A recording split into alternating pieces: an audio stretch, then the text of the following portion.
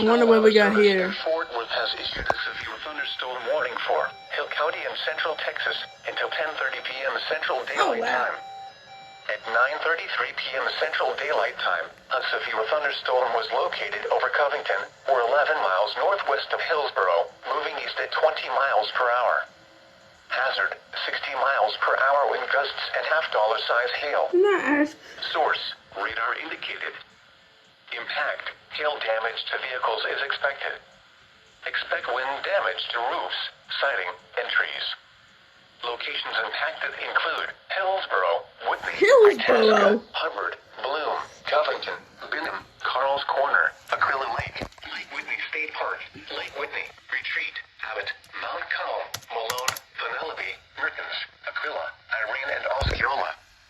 This includes the following highways: Interstate 35 between mile markers 355 and 369. Interstate 35W between mile markers 1 and 13. Interstate 35E between mile markers 371 and 378.